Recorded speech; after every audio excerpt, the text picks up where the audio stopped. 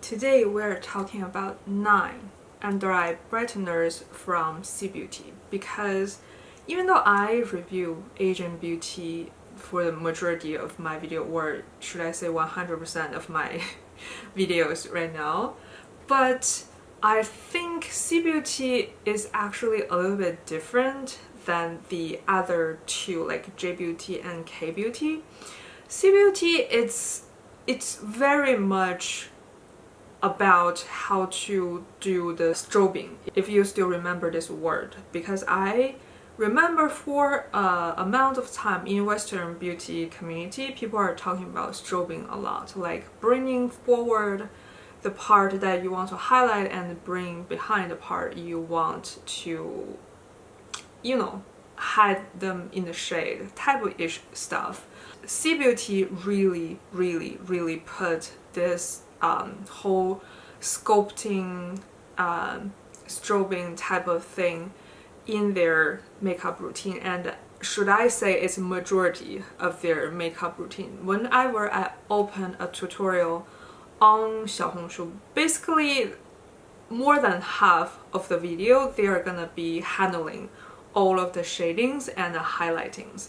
And under eye brightener, it's a big part of C Beauty, and it's not only under eye, of course, it's the under eye, the nose, the in between of your eyebrows and your chin. For my review today, I am showing all of these under my eyes because I think that is the most challenging part of your face, right?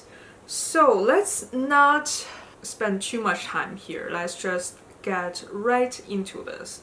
Starting from these two.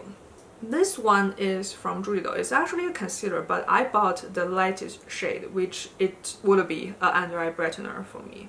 And a lot of times, under eye brighteners and concealers, they are just the same formula, but a different shade, right?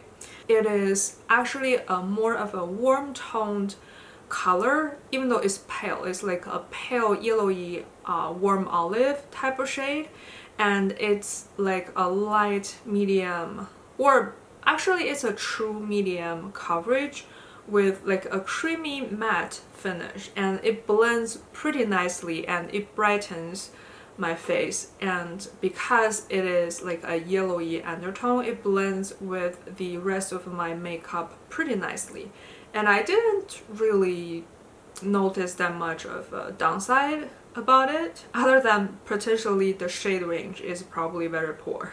So if you have darker skin tone, I don't know if you can find one that works for you, right?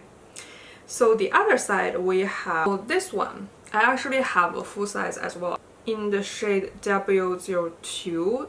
This is more of a true brightener shade. It would not be a concealer because it's almost just porcelain white.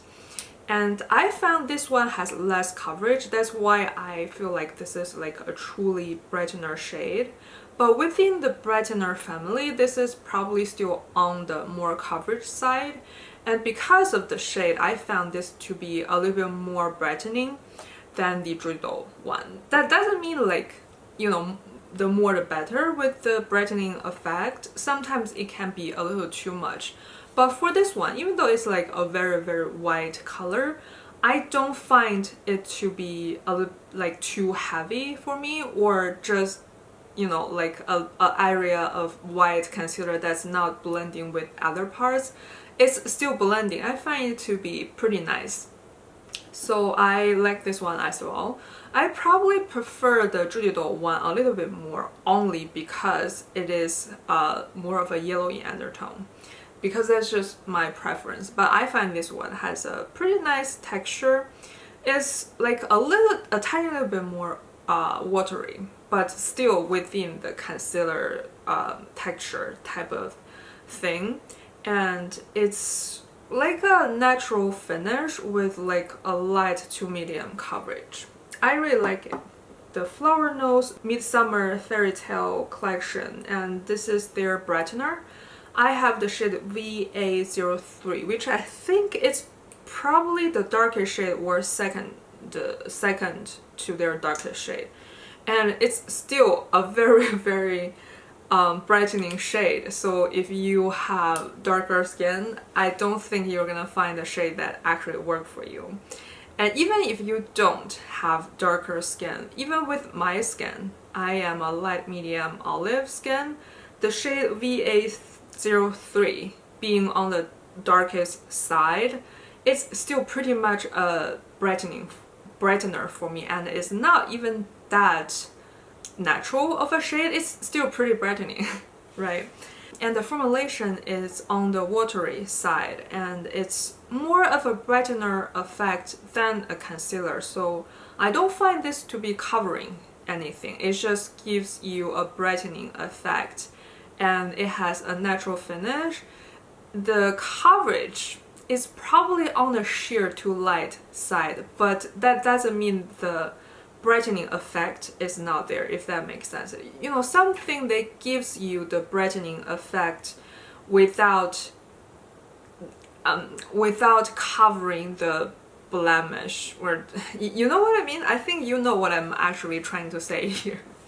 I actually really like this formulation because how natural and easy to blend it is, because it doesn't really contain that much of coverage.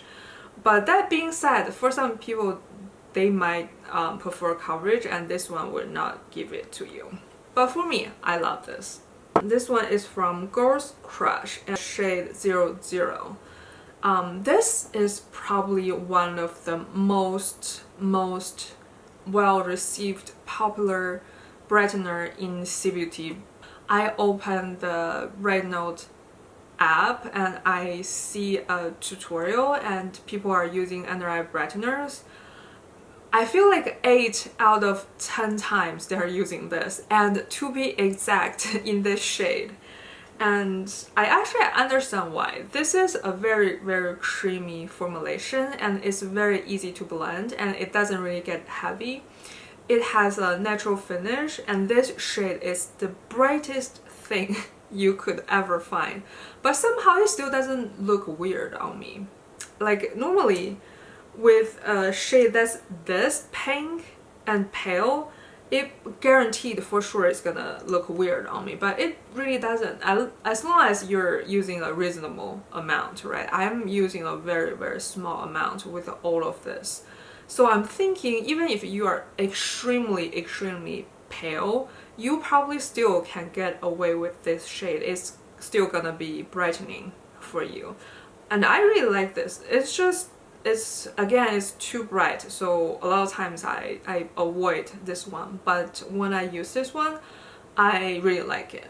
And I think if you want a super brightening one, this is the one you could check. And I also really like this packaging. It's like very Gen Z coded for me, even though I'm millennial. To you is their Petal Bright. It's their brightening concealer in the shade 01 Petal Bright. It's like a similar thing to the GirlsCrush one. It's more of a pinky tone and it's pretty creamy. I found this to be not that much different than the these ones. I'm pretty sure like when it comes to brighteners, they have like all of the similar type of formulations, like a little bit watery but still creamy, and it gives pretty intense brightening effect, but it doesn't really contain much coverage, and this is everything I just said. So I think this is like more of a generic when you consider a good brightener in C Beauty. But if if this one is like easier for you to get, I do recommend this one, because I think this one is probably the most affordable among all of the ones I'm talking about today. Unless, with the Taobao price, which is where I bought all of these. Into You is a very affordable brand in China. So yeah, if you want a very affordable option, and this is affordable in where you live as well, I recommend this one as well. It's a great one. For the rest ones, they are all cream ones. So actually I'm just gonna run application footage while I talk about all of them because they are all, in my opinion, nearly the same thing. So my problem with this type of balm cream brightener is in the colder month, I think it's probably the oil in this being like a little bit more solidified. It just feels so heavy under my eyes, and mind you, my under eye does not have that much issue at all. Actually, barely I have any under eye issues. I don't really have like crease yet. I don't have like under eye bags. I don't have like dark circles. Like I don't have nothing under my eye. It's like the smoothest part of my whole face. So if it's a problem for me, it's probably a problem for a lot of people. And you might say, oh, like you could warm it up on the back of your hands with your fingers. But first of all, I feel like it's not very hygienic to just rub your finger in the pan like for a long time every single day.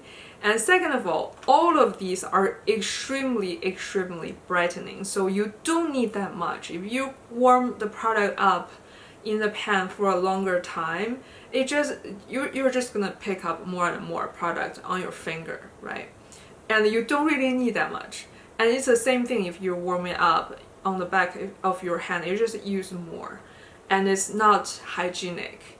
So for me, these all feel like heavy in the winter, but when I pull them out in the summer, in the warmer weather to use it, they literally all perform very well. So I really think it's just a weather and temperature issue, and it's a common issue with all of these type of balm highlighters.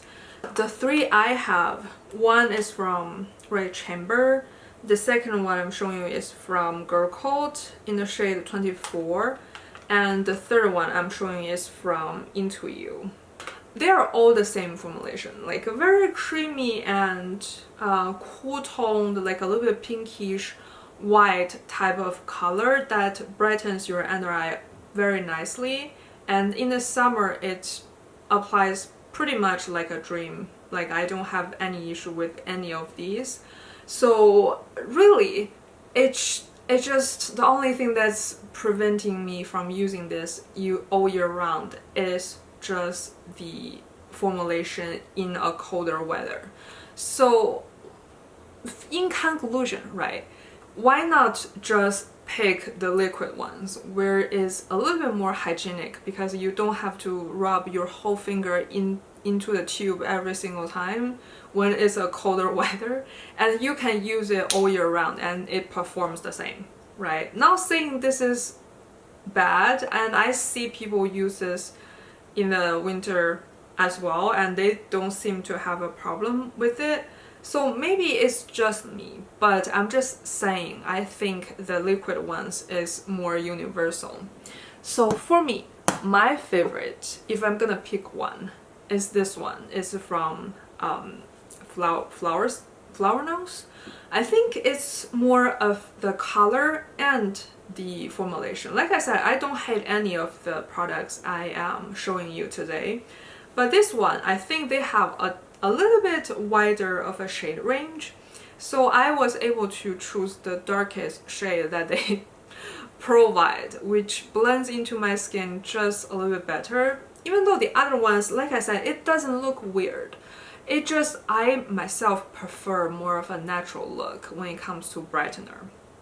So that's why I love this one, and the fact that it doesn't really add much coverage, it just means it doesn't really add any heaviness to it. Again, not that the other ones look heavy, but it's more like, it's just the nature of it. If you have more coverage, it's just gonna look like more product there, right? Because this is more of a, not translucent, but you know what I mean, no coverage but still there's the brightening effect type-ish thing. I prefer this one, but in the end I think it's all up to your preference, and I hope I give you at least some helpful information in today's video.